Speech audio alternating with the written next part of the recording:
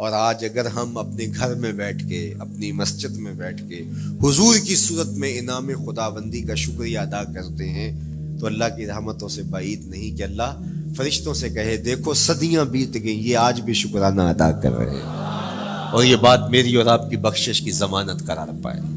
تو حضور کی صورت میں جو انعام ہوا، حضرت حسان بن ثابت اکثر کہا کرتے تھے منا علینا ربنا ام بعث فینا محمدا، ہمارے رب نے ہمارے اوپر احسان کر دیا ہے کہ محمد عربی عطا کر دی ہے۔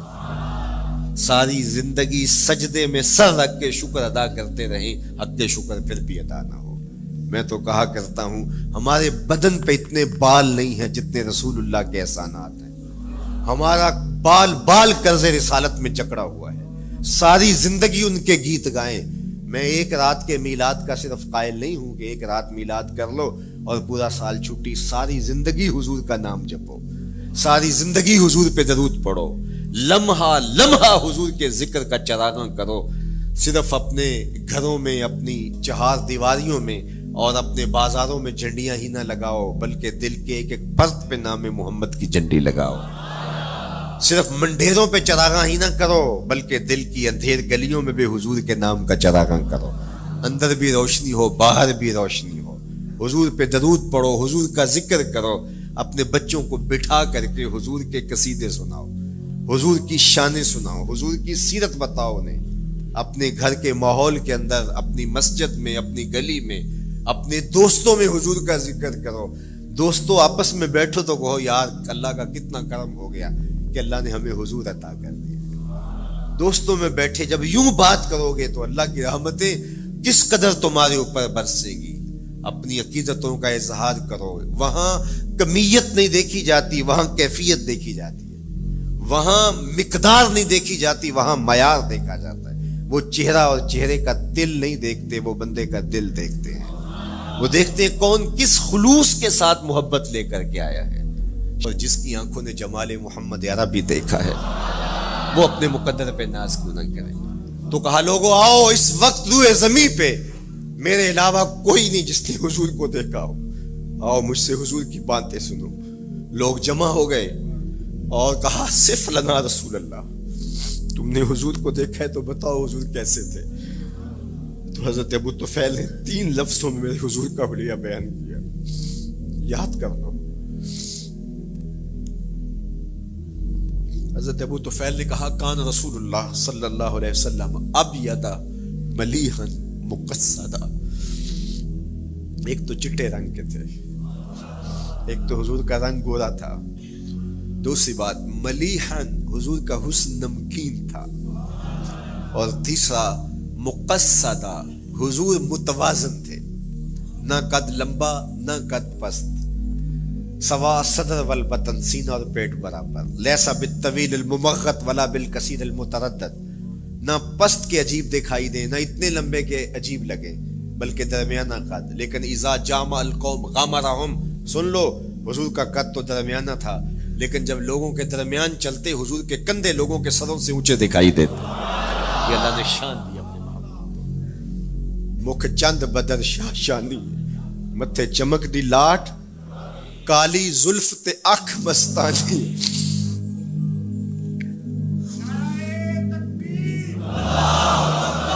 کالی زلف تے اکھ مستانی ہے، مخمور رکھی ہیں مد بھری۔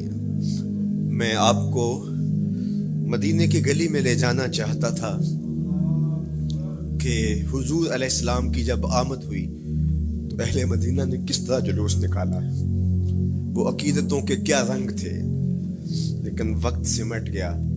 لیکن اتنا سن لو کہ جب حضور تشریف لائے تو جنوبی سمت سے حضور آئے تھے، جب انہوں نے دیکھا نا تو اچانک ودا کے پہاڑوں کی اوٹ سے حضور دکھائی دیے، تو سیاہ پہاڑ ہیں تو ان سے جب حضور کا چمکتا ہوا چہرہ دکھا نا تو بے ساختہ انہوں نے کہا طلع البدر علینا، وہ دیکھو چاند چڑھ گیا ہے، طلع البدر علینا، وہ دیکھو چاند چڑھ گیا۔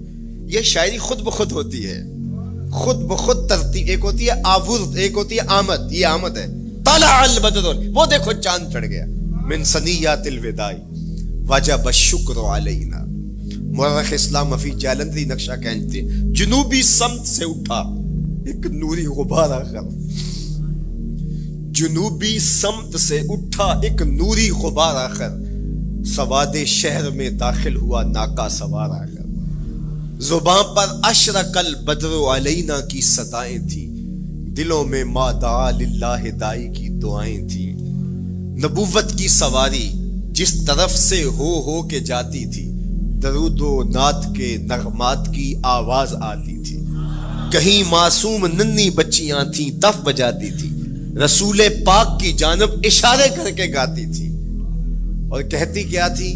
ہم ہیں بچیاں نجار کے عالی گھرانے کی، خوشی ہے آمنہ کے لال کے تشریف لانا، خوشی ہے آمنہ کے لال کے۔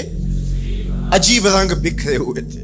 حضور نے جب بچیوں کو دیکھا تو فرمایا تم مجھ سے محبت کرتی ہو؟ انہوں نے کہا ہم دل و جان سے آپ سے پیار کرتی ہیں۔ تو حضور نے فرمایا واللہ انا احبکن، اللہ کی قسم میں بھی تم سے پیار کرتا ہوں، میں بھی تم سے پیار کرتا ہوں۔ لوگ گھروں کو سجائے بیٹھے، ہلم الینا یا رسول اللہ الی العدد والعدۃ والمنع، حضور آ جاؤ نا، آ جاؤ، ہمارے پاس اسلحے بھی ہیں، کسی نے حملہ کیا توڑ کے رکھ دیں گے، ہمارے بڑے بڑے گھر ہیں، مہمان آئے سنبھال لیں گے، رک جاؤ نا ہمارے گھر۔ اب اتنے چاہنے والے ہوں تو کس کو پذیرائی دیں؟ حضور اونٹنی کی مہار گردن پہ ڈالتے فرماتے خلو سبیلہا ناقتی مامورۃ من اللہ، اس کی راہیں چھوڑ دو، یہ اللہ کے حکم کی پابند ہے۔ کہتے ہیں لوگوں نے اونٹنی کو چارہ دکھانا شروع کر دیا کہ چلو اونٹنی بیٹھ جائے، اللہ اکبر، پانی ہڑا نو لوڑ کی راہ براندی، پہنچے آپ دریار سرکار یارا۔ یار جب محبت پیدا ہوتی ہے یار منانے کے ڈھنگ بھی سیکھ لیے جاتے ہیں، محبت بتا دیتی ہے محبوب کو کیسے منانا ہے، لیکن حضور فرماتے خلو سبیلہا ناقتی مامور، راہیں چھوڑ دو، میری اونٹنی اللہ کے حکم کی پابند ہے، یہ سبز چاروں کے لالچ میں آنے والی نہیں ہے، چھوڑو چھوڑو اس کا راستہ۔ اللہ اکبر، جب بنو نجار کے محلے سے حضور گزرے، یہی بچیوں نے تالا البدر علینا پڑھا تھا، اور یہی محلہ حضور کے ننیال کا محلہ تھا۔ انہوں نے جو لفظ کہے، امام صالحی نے، اللہ ان کی قبر پہ کروڑوں رحمتیں نازل کر، سبل الہدی والرشاد میں میں نے کئی مرتبہ یہ مقام پڑھا ہے، باب الہجرہ مسلم شریف باقی کتب حدیث میں بھی ہے، لیکن امام صالحی نے بہت ساری حدیث جمع کی ہیں، اور انہوں نے یہاں جو منظر بیان کیا ہے، انہوں نے جو لفظ کہے نا، جب حضور آئے بنو نجار کے محلے سے گزرنے لگے تو ذرا لفظوں کی چاشنی دیکھیے، ان لفظوں سے ٹپکتے شہد کو دیکھیے، تو انہوں نے آگے بڑھ کے حضور کو دعوت دی، اور لفظ کیا کہے؟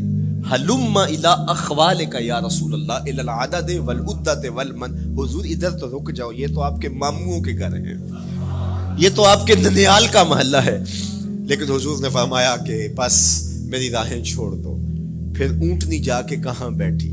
نیویاں دا پرونا ہے میرا نبی، کوٹھیاں تے چڑھے ویخ دے رہ گئے۔ سہل اور سہیل دو یتیم بچے تھے، اور ان کی خالی جگہ پڑی تھی، جا کے اونٹنی وہاں بیٹھ گئی، اٹھایا گیا پھر بیٹھ گئی۔ قریب ترین مکان حضرت ابو ایوب انصاری کا تھا، دوڑے آئے سامان اتارنے لگے، کہا حضور اونٹنی کو اب نہ اٹھاؤ، اب تو میرے بخت جاگ پڑے۔ پھر ان کی کیفیت کیا تھی؟ امروز شاہ شاہاں مہمان شو دستو مارا، روز شاہ شاہاں مہمان شو دستو مارا، جبریل با ملائک درباں شو دستو مارا۔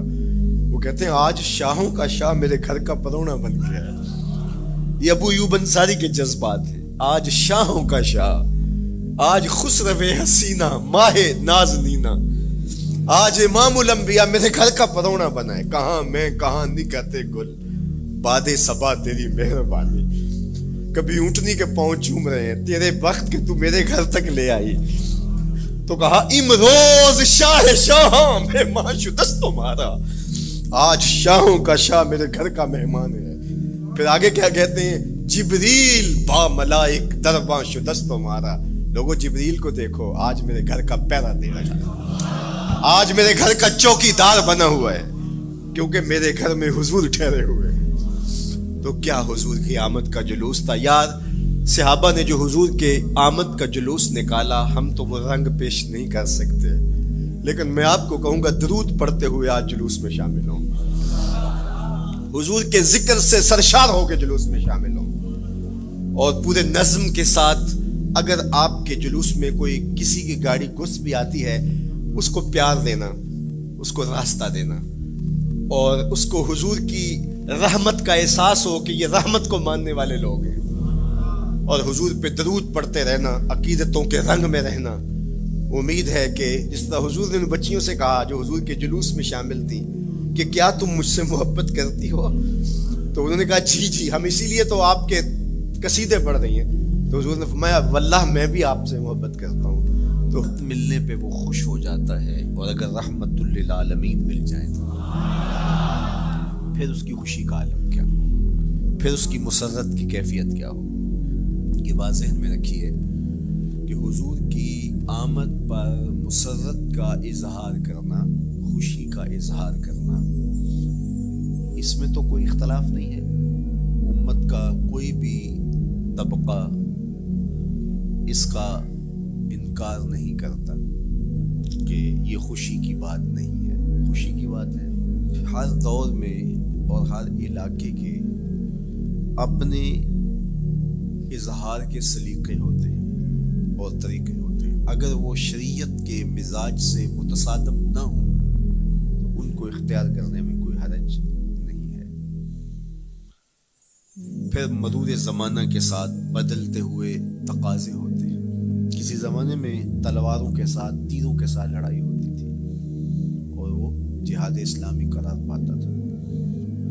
آج کی لڑائی میزائلوں کے ساتھ اور ٹینکوں کے ساتھ ہے، اور یہ بھی جہاد اسلامی قرار پاتا ہے۔ کوئی کہے کہ تیر و تفنگ کو چھوڑ کے، نیزہ و بالا کو چھوڑ کے، شمشیروں کو چھوڑ کے یہ میزائلوں پہ آ جانا، یہ ٹینکوں پہ اور یہ جدید آلات حرب پہ آ جانا، یہ دانشمندی نہیں ہے، یہ سنت سے انحراف ہے۔ تو میاں تو سنت کے مفہوم کو نہیں سمجھا۔ اس دور میں آلات حرب وہ تھے، بدلتے تقاضوں کے ساتھ آلات حرب یہ ہوئے، تو وہ بھی عین جہاد اسلامی تھا، یہ بھی عین جہاد اسلامی ہوگا۔ اسی طرح خوشی کے مختلف طریقے ہیں۔ کسی زمانے میں بالکل پرانے لوگ جانتے ہیں، جب کسی کے ہاں خوشی آتی تو وہ گڑ کی روڑیاں بانٹتا، یہ پرانا طریقہ۔ پھر اس کے بعد پتاشے بانٹنا شروع ہو گئے لوگ، پھر اس کے بعد وہ شکر پارے آ گئے، اس کے بعد پھر لڈو آ گئے، پھر موتی چور، اور پھر نہ جانے کیا کیا۔ لیکن روح ایک ہی ہے۔ جو گڑ بانٹنے سے مسرت کا اظہار تھا، وہی آج جدید جو ہمارے پاس مٹھائی کی اقسام ہیں ان کو بانٹنے سے بھی وہی مقصود ہے۔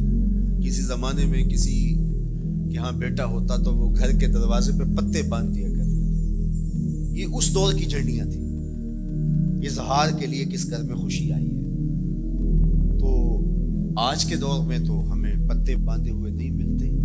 آج گھروں کے اندر ولادت مبارک کے یا مختلف طرح کے غبارے لگا دیے جاتے ہیں یا جھنڈیاں لگا دی جاتی ہیں۔ تو مختلف بدلتے ہوئے ادوار میں وہ طریقے ضرور بدلے، لیکن جہاں تک مسرت کا اظہار ہے وہ روح بعین ہی ہر دور میں، ہر علاقے میں، ہر جو ہے وہ کلچر میں موجود ہے۔ کسی بھی خوشی پہ مسرت کا اظہار، مسرت اور سرور اور کیفیت کا اظہار، یہ انسانی زندگی ہے۔ اسلام ہمیں مسرتوں کے اظہار اور شکرانے کی صورت کے بہت سارے طریقے دیے، اس میں سے روزہ رکھنا بھی ہے۔ ان طریقوں میں سے ایک طریقہ نوافل ادا کر کے شکر کا اظہار کرنا بھی ہے۔ خیرات بانٹ کے، لوگوں کو کھانا کھلا کے مسرت کا اظہار کرنا ہے، لوگوں کو لباس پہنا کے مسرت کا اظہار کرنا ہے۔ اور اسی طرح دعوت ہے، مختلف مواقع پہ مختلف چیزیں ہیں۔ پیر کے دن حضور علیہ السلام روزہ رکھتے تھے۔ پوچھا حضور آپ پیر کے دن روزہ کیوں رکھتے ہیں؟ قال فیہ ولدت، کہا اس دن میں پیدا ہوا تھا۔ تو اپنی ولادت کا حضور دن پیر روزہ رکھ کے اللہ کے شکرانے میں دن گزارتے تھے۔ وہ حضور علیہ السلام کی زندگی کا ایک ایک لمحہ رب کے تشکر میں بسر ہوتا ہے، لیکن حضور نے اس کی وجہ بیان کر دی کہ میں اس دن کا روزہ خاص طور پہ اس لیے رکھتا ہوں، فیہ ولدت، اس دن میری ولادت ہوئی تھی۔ اللہ اکبر۔ تو حضور کی ولادت اللہ کی بہت بڑی نعمت اور اس پر شکرانہ خود میرے حضور نے ادا کیا ہے۔ علماء نے لکھا ہے کہ حضور کی ولادت کی خوشی یہ اللہ کی رضا کا سبب اور ذریعہ ہے۔ آپ نے سنا علماء سے کہ دین کا سب سے بڑا دشمن جس کا نام لے کے مذمت کی گئی وہ ابو لہب ہے۔ پورے قرآن میں کسی اور کافر کا ابو جہل کا نام بھی نہیں، عتبہ عتیبہ اور امیہ کا نام بھی نہیں ہے، لیکن نام لے کر کے مذمت اگر کسی شخص کی گئی تو ابو لہب کی گئی۔ حضور علیہ الصلوۃ والسلام جب کوہ صفا پہ جلوہ فراز ہوئے، وَأَنذِرْ عَشِيرَتَكَ الْأَقْرَبِينَ حکم ہوا پہلے قریبی لوگوں کو آپ اللہ کا ڈر سنائیں، تو حضور علیہ السلام نے قریبی لوگوں میں محنت کی، تو قریش کو، صنادید قریش کو، بنو ہاشم کو بلایا اور بلا کے حضور نے ایک بات کی کوہ صفا پہ کہ اگر میں تمہیں کہوں اس پہاڑ کی دوسری جانب سے ایک لشکر آ رہا ہے جو تمہیں کچل دے گا تو کیا میری بات مان لو گے؟ تو انہوں نے کہا اگر نظر نہ بھی آیا تو ہم کہیں گے ہم اندھے ہیں، آپ سچے ہو، ہماری نظروں کو پھیر لگ رہا ہے، آپ جھوٹ نہیں بول سکتے، ہم نے 40 سال آپ کے شب و روز دیکھے ہیں، تو کیسے ہم یہ گمان کر رہے ہیں؟ تو حضور نے فرمایا اگر میری ذات پہ اتنا یقین ہے تو مان لو اللہ ایک ہے۔ تو ابو لہب سب سے پہلے بولا تبا لک ھنالک سائر الیوم الہذا جمعتنا معاذ اللہ، کہ آپ کا معاذ اللہ ہاتھ ٹوٹ جائے، آپ نے اس لیے ہمیں جمع کیا تھا؟ تو اللہ تعالیٰ جل شانہ نے اس کا جواب دیتے ہوئے ارشاد فرمایا تبت یدا ابی لہب وتب، ظالم تیرے دونوں ٹوٹ جائیں، ظالم تیرے دونوں ٹوٹ جائیں۔ تو ابو لہب کا نام لے کے مذمت کی گئی، لیکن یہ بدترین کافر جب حضور کی ولادت ہوتی ہے تو اس کی لونڈی سویبہ اس کو جا کے خبر دیتی ہے کہ تیرے مرحوم بھائی کے گھر بیٹا پیدا ہوا ہے، تو یہ بہت خوش ہو گیا ہے، اس لیے نہیں کہ نبی تشریف لائے، اس لیے کہ میرے مرحوم بھائی کے گھر میں چراغاں ہوا، تو بھتیجا ہونے کے ناطے اس کو ایک سرشاری اور خوشی ہوئی، اور لونڈی کے خبر دینے پر اس نے اشارے سے اس کو کہا جا تو آزاد ہے۔ اللہ اکبر۔ یہاں سے یہ بھی سمجھے کہ حضور نے صحن کائنات میں قدم رکھا، غلاموں کو آزادی ملنے لگی، غلامی کی زنجیریں ٹوٹنے لگی، تو سویبہ کو کہا جا تو آزاد ہے۔ خیر ابو لہب کی ساری زندگی آپ کو پتہ ہے، لیکن جب مر گیا تو حضرت عباس رضی اللہ تعالیٰ عنہ کو خواب میں ملا، انہوں نے کہا سنا کیسی بیت رہی ہے؟ اس نے کہا سخت مشکل میں ہوں، ڈاڈی تکلیف ہے، حضور کی مخالفت بڑی مہنگی پڑی، لیکن اتنا ہے کہ جب پیر کا دن آتا ہے جس انگلی سے اشارہ کر کے لونڈی کو آزاد کیا تھا اس سے ٹھنڈا اور میٹھا مشروب بھی ملتا ہے اور عذاب میں بھی کچھ کمی ہوتی ہے۔ شارع مسلم امام نووی کے استاد امام ابو شامہ جو بہت بڑا نام ہے حدیث میں، وہ فرماتے ہیں جب ایک کافر کو حضور کو نبی سمجھ کے نہیں بھتیجا سمجھ کے خوشی کرنے کا بھی صلہ ملتا ہے، تو ایک مومن جو حضور کا غلام ہے اور حضور کو امام اور مقتدا اور نبی رسول اور محبوب سمجھ کے خوشیاں کرتا ہے، اس کو اللہ کتنا کچھ عطا کرے گا۔ دوستاں کجا کنی محروم تو کے بعد دشمنا نظر داری، جب تو دشمنوں کو اتنا دیتا ہے تو دوستوں کو کتنا عطا کرے گا۔ تو حضور کی آمد پر مسرت کا اظہار، بشاشت کا اظہار، یہ اہل ایمان کا طریقہ رہا ہے۔ ہاں جو اس کا انداز ہے، کسی کو نوافل میں زیادہ سرور ملتا ہے وہ نوافل کثرت سے پڑھ لے، کسی کو زیادہ سرور روزے میں آتا ہے تو وہ روزے رکھ کر کے اس شکرانے کو ادا کرے، کوئی ذکر کی مجلس سجا لے، مختلف طریقے موجود ہیں۔ حضور علیہ السلام تشریف لائے، صحابہ بیٹھے ہوئے تھے، صحیح مسلم میں روایت ہے، سنن نسائی میں ہے اور بھی کتب حدیث میں، محفل بپا تھی، تو حضور نے آ کہا ما اجلسکم، کیوں بیٹھے ہوئے ہو؟ تو جو انہوں نے جواب دیا وہ سنیے، جلسنا نذکر اللہ ونحمدہ علی ما ہدانا لدینہ ومن علینا بک، حضور ہمارے بیٹھنے کا مقصود یہ ہے کہ ہم اللہ کا شکر ادا کر رہے ہیں اس بات پر کہ اس نے ہمیں ہدایت دین عطا کی، وَمَنَّ عَلَيْنَا بِكَ، اور آپ کی صورت میں ہمارے اوپر احسان کیا، ہمیں آپ عطا ہوئے، اس پر اللہ کا شکر ادا کرنے کی مجلس سجائے بیٹھے۔ اب بات تو سادہ سی تھی، لیکن میرے حضور نے ان سے کہا کیا تم اس بات پہ قسم دے سکتے ہو کہ اسی لیے بیٹھے ہو؟ تو انہوں نے کہا جی ہم قسم دیتے ہیں، ہم اسی لیے بیٹھے ہیں۔ میں اٹھاؤ قسم۔ تو صحابہ نے باقاعدہ قسم دی، ہم قسم اٹھاتے ہیں، ہمارے بیٹھنے کا مقصد یہ ہے کہ اللہ کا شکر ادا کر رہے ہیں اور آپ کی صورت میں جو انعام خداوندی ملا ہے اس پر اللہ تعالیٰ کا شکریہ ادا کر رہے ہیں۔ حضور نے باقاعدہ ان سے قسم لی اور انہوں نے باقاعدہ قسم دی۔ اب صحابہ کو حیرت تو تھی کہ یہ موقع قسم کا تو نہیں تھا، لیکن حضور نے قسم لی ہے، کیوں؟ حیرت تو استجاب کی کیفیت تھی۔ حضور علیہ السلام نے فرمایا صحابہ میں تم سے جو ابھی قسم لی ہے یہ کسی تہمت کی بنیاد پر نہیں لی، یعنی تمہارے قول کی صداقت میں مجھے کوئی شک نہیں تھا کہ میں نے قسم سے تصدیق کی ہو، بلکہ اس کا سبب اور تھا۔ بعض اوقات قسم اس لیے کی جاتی ہے کہ کسی متردد ذہن کو مطمئن کرنا ہوتا ہے، اور بعض اوقات قسم واقعہ کی اہمیت کو بڑھانے کے لیے کی جاتی ہے۔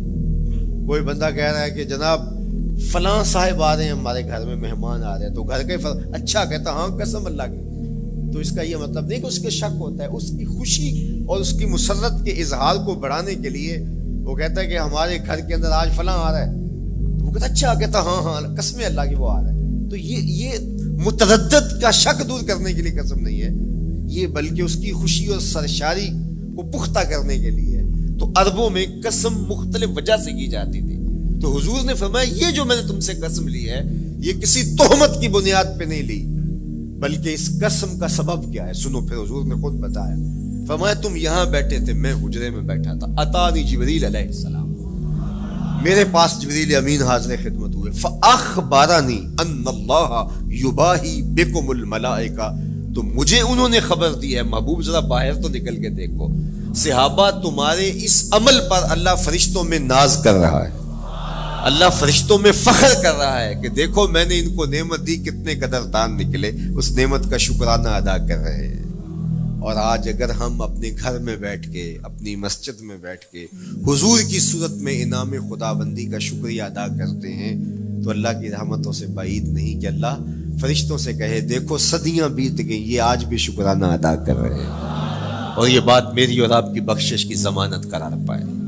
تو حضور کی صورت میں جو انعام ہوا، حضرت حسان بن ثابت اکثر کہا کرتے تھے منا علینا ربنا ام بعث فینا محمدا، ہمارے رب نے ہمارے اوپر احسان کر دیا ہے کہ محمد عربی عطا کر دیے۔ ساری زندگی سجدے میں سر رکھ کے شکر ادا کرتے رہیں، حق شکر پھر بھی ادا نہ ہو۔ میں تو کہا کرتا ہوں ہمارے بدن پہ اتنے بال نہیں ہیں جتنے رسول اللہ کے احسانات ہیں، ہمارا بال بال قرض رسالت میں جکڑا ہوا ہے، ساری زندگی ان کے گیت گائیں۔ میں ایک رات کے میلاد کا صرف قائل نہیں ہوں کہ ایک رات میلاد کر لو اور پورا سال چھٹی، ساری زندگی حضور کا نام جپو، ساری زندگی حضور پہ درود پڑھو، لمحہ لمحہ حضور کے ذکر کا چراغاں کرو، صرف اپنے گھروں میں، اپنی چہار دیواریوں میں اور اپنے بازاروں میں جھنڈیاں ہی نہ لگاؤ، بلکہ دل کے ایک ایک فرد پہ نام محمد کی جھنڈی لگاؤ۔ صرف منڈیروں پہ چراغاں ہی نہ کرو، بلکہ دل کی اندھیر گلیوں میں بھی حضور کے نام کا چراغاں کرو، اندر بھی روشنی ہو باہر بھی روشنی ہو، حضور پہ درود پڑھو، حضور کا ذکر کرو، اپنے بچوں کو بٹھا کر کے حضور کے قصیدے سناؤ، حضور کی شانیں سناؤ، حضور کی سیرت بتاؤ انہیں، اپنے گھر کے ماحول کے اندر، اپنی مسجد میں، اپنی گلی میں، اپنے دوستوں میں حضور کا ذکر کرو۔ دوستوں آپس میں بیٹھو تو کہو یار اللہ کا کتنا کرم ہو گیا کہ اللہ نے ہمیں حضور عطا کر دیا۔ دوستوں میں بیٹھے جب یوں بات کرو گے تو اللہ کی رحمتیں کس قدر تمہارے اوپر برسے گی۔ اپنی عقیدتوں کا اظہار کرو، وہاں کمیت نہیں دیکھی جاتی، وہاں کیفیت دیکھی جاتی ہے، وہاں مقدار نہیں دیکھی جاتی، وہاں معیار دیکھا جاتا ہے۔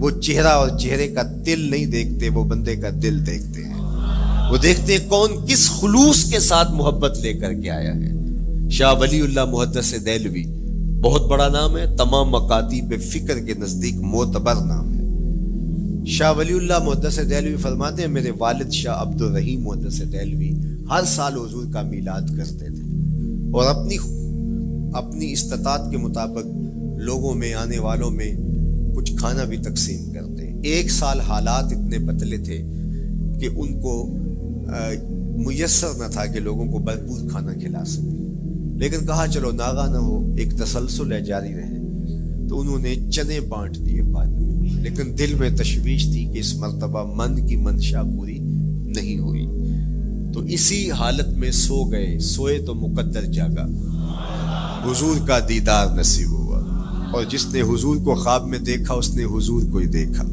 من رآنی فی المنام فقد رآنی، فرمایا جس نے مجھے خواب میں دیکھا اس نے مجھے ہی دیکھا۔ فإن الشیطان لا یتمثل بی، شیطان میری مثل ہو ہی نہیں سکتا، خواب میں آ کر بھی حضور کی مثل ہونے کا دعویٰ نہیں کر سکتا، جس نے مجھے دیکھا اس نے مجھے ہی دیکھا۔ اور دوسری بات، حضور جس کے خواب میں آئے قصد، ارادے اور مرضی سے آئے۔ تیسری بات، حضور علیہ الصلوۃ والسلام نے خواب میں کسی کو کچھ عطا کیا تو وہ حقیقت میں عطا کیا۔ ویسے میں خواب میں کسی سے کچھ لیتا ہوں، آپ خواب میں کسی سے کچھ لیتے ہیں یا کسی کو کچھ دیتے ہیں تو وہ محض خواب ہوتا ہے۔ آپ نے کسی سے قرض لینا ہو تو وہ خواب میں آ کے ادا کر دیں، تو صبح اٹھ کے کھاتے سے نام کاٹ دیں گے؟ آپ کہیں گے خواب میں ادا کیا، بھوک میں تڑپتے سو گئے، رات عالی نسب ہوٹل سے کھانا کھاتے رہے، صبح بھوک محسوس کریں گے یا نہیں؟ خواب میں کھایا ہے نا۔ وہ کیا کسی نے کہا 100 بار میرے ہاتھوں میں تیرا دامن آیا، جب آنکھ کھلی تو اپنا ہی گرے پان تھا۔ کچھ نہیں ہوتا، خواب محض خواب ہوتا ہے۔ لیکن اگر حضور کسی کو خواب میں کچھ عطا کرے، امام بوصیری سے پوچھو، رات چادر ملتی ہے، صبح اٹھتے ہیں کندھوں پہ موجود ہوتی ہے۔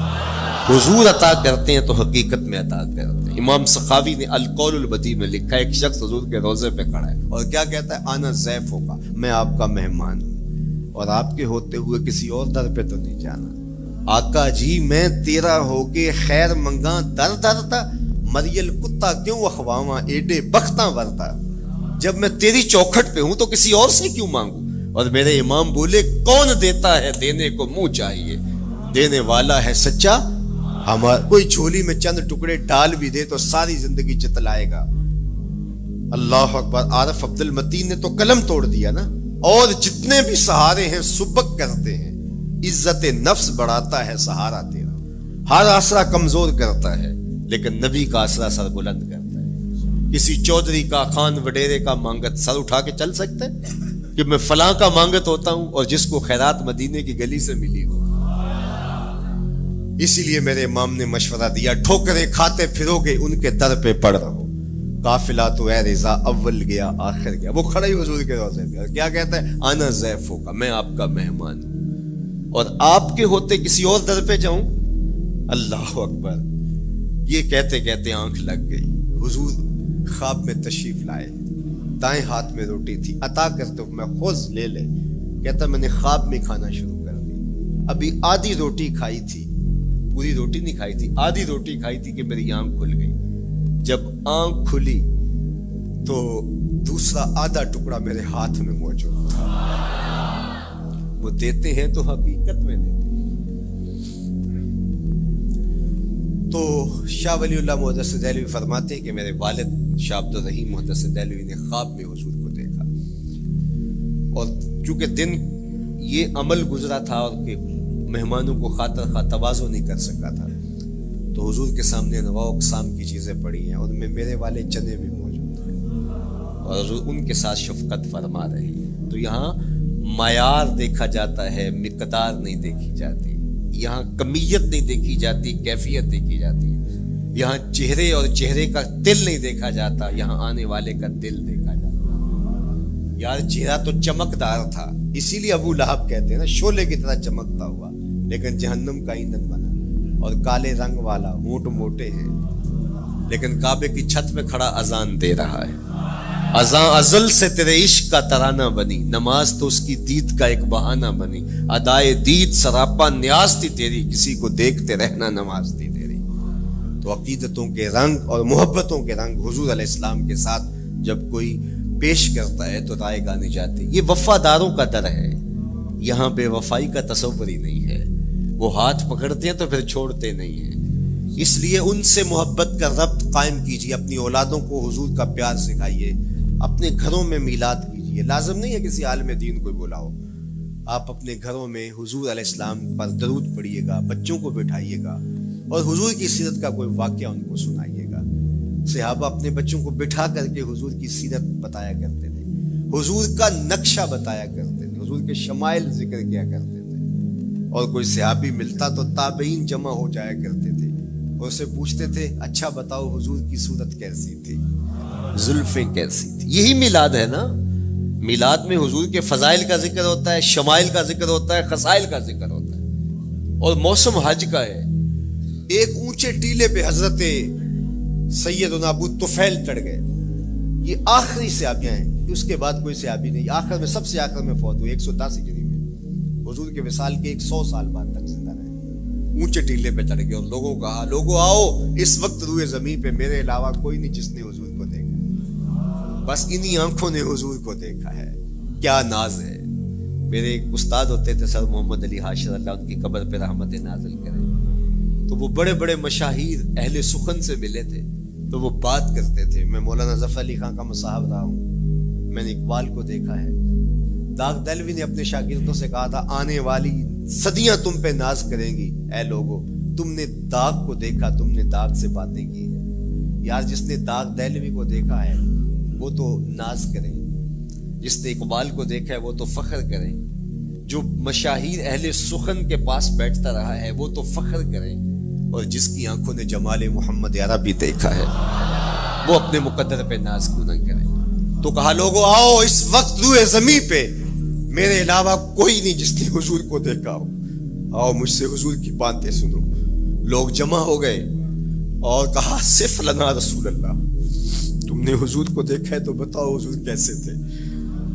تو حضرت ابو طفیل نے 3 لفظوں میں حضور کا بڑھیا بیان کیا, یاد کر لو. حضرت ابو طفیل نے کہا کان رسول اللہ صلی اللہ علیہ وسلم ابیض ملیحا مقصدا.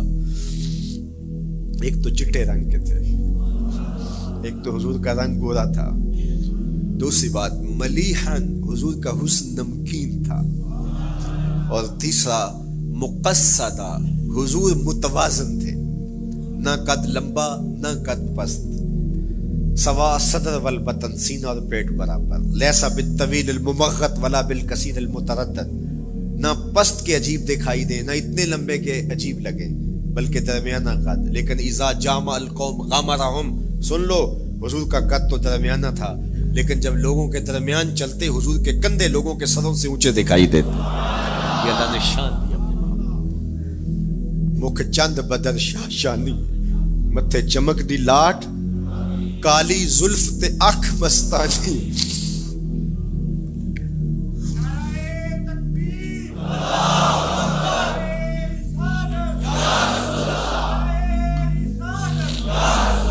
کالی زلف تے اکھ مستانی ہے, مخمو رکھی ہن مد بھریاں. لیکن میں آپ کو کہوں گا درود پڑھتے ہوئے آج جلوس میں شامل ہوں, حضور کے ذکر سے سرشار ہو کے جلوس میں شامل ہوں, اور پورے نظم کے ساتھ. اگر آپ کے جلوس میں کوئی کسی کی گاڑی گھس بھی آتی ہے اس کو پیار دینا, اس کو راستہ دینا, اور اس کو حضور کی رحمت کا احساس ہو کہ یہ رحمت کو ماننے والے لوگ ہیں, اور حضور پہ درود پڑھتے رہنا, عقیدتوں کے رنگ میں رہنا. امید ہے کہ جس طرح حضور نے ان بچیوں سے کہا جو حضور کے جلوس میں شامل تھیں کہ کیا تم مجھ سے محبت کرتی ہو, تو انہوں نے کہا جی ہم اسی لیے تو آپ کے قصیدے پڑھ رہی ہیں. تو حضور نے فرمایا واللہ میں بھی آپ سے محبت کرتا ہوں. تو ہو سکتا ہے حضور ہمیں فرمائے میرے میلاد کے جلوس میں آنے والوں میں بھی تم سے محبت کرتا ہوں. اللہ آپ کو سلامت رکھے. وآخر دعوانا الحمد.